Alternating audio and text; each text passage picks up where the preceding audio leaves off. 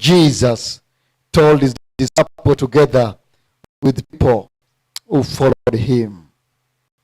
This last bit, Matthew says, and I will give you rest. Let's share something. 2 years ago, I was in a station work and I was busy visiting my church members. Our country station is key to pastoral duty. And as usual, we visit families and pray with them. Then I reached and visited a family where the father thought that after educating all of the children, he'll have a rest and enjoy life. But I found a family which was going through a bitter experience of a son who was home and went to Dexter University, right in the city of Nairobi.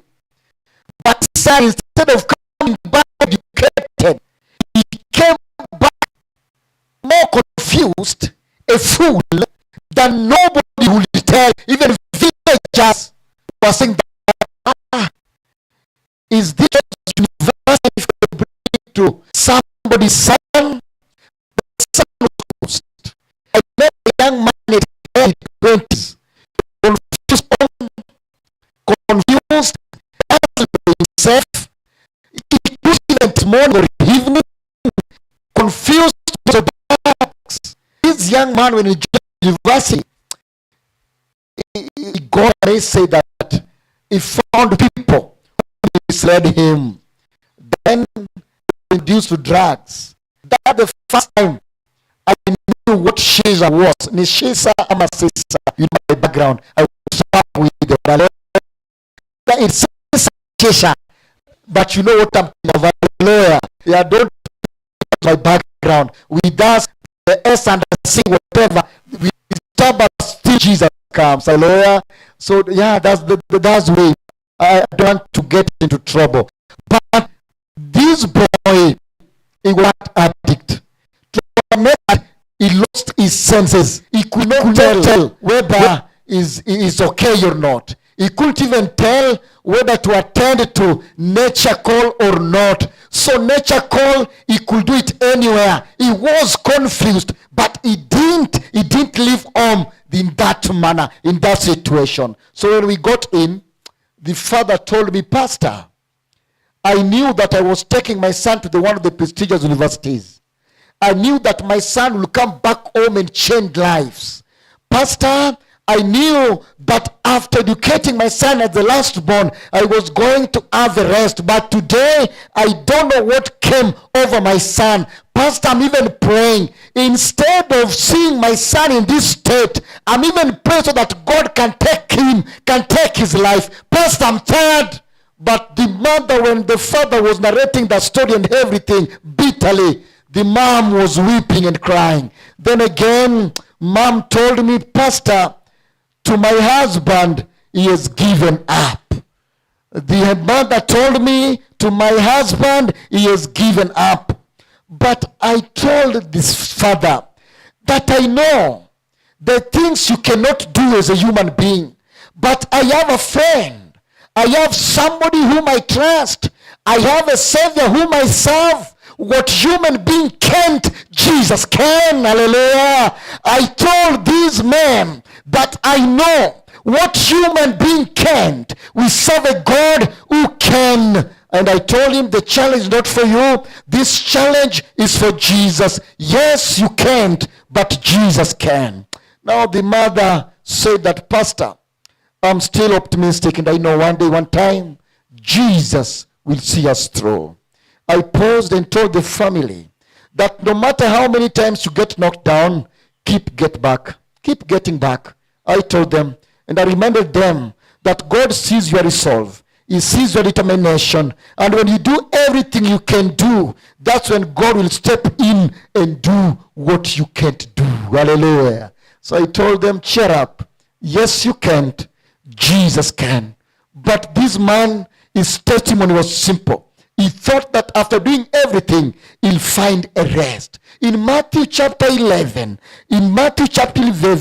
Jesus is telling his people that, and I will give you rest. First he told them, come to me, those who are labored and heavy laden, and I will give you rest. I was wondering why Jesus is telling these people that he can give rest. Why Jesus is telling people who are burdened that he can give rest. Friends, this evening, my message is simple. That in all challenges that we're facing, all tribulation, name them, there's always sweetness in sadness. Hallelujah.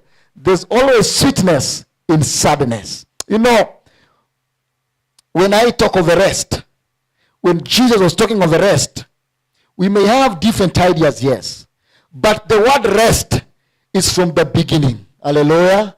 The word rest is from the beginning. When I was going through my Bible, I found out that the word rest was first used in the book of Genesis chapter 2 verse 2.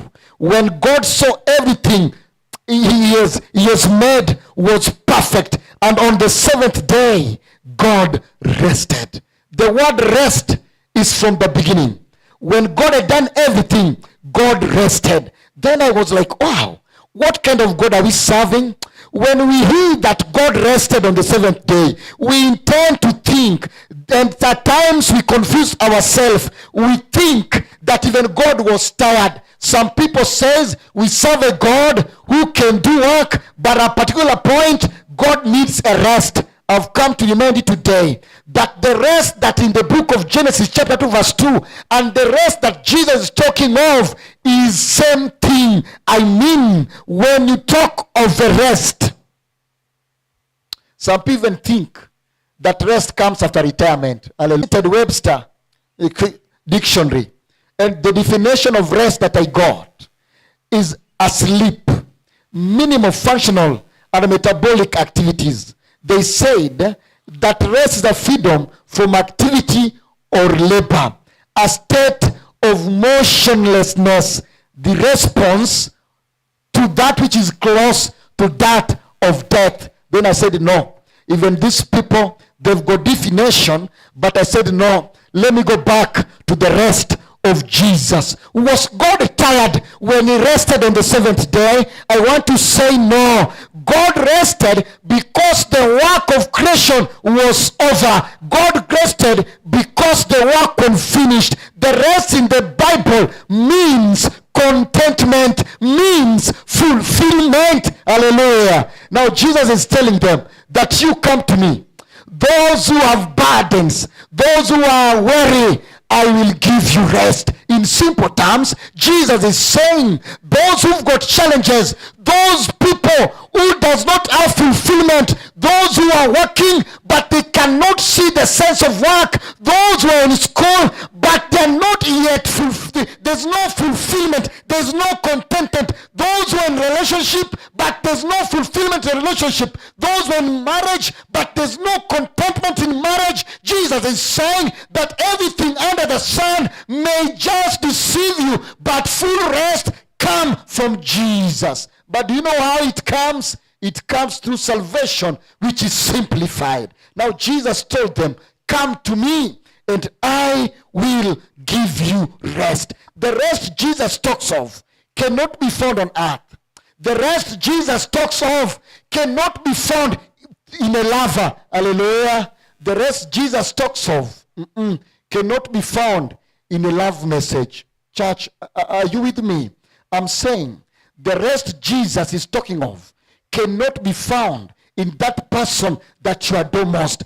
The rest that Jesus is talking of cannot be found even through our parents. The rest Jesus is talking of, I cannot give you as a pastor. The rest Jesus is talking of, even the thirsty church cannot render. The rest Jesus is talking of is a rest of fulfillment, is a rest of contentment. I mean, when you have Jesus,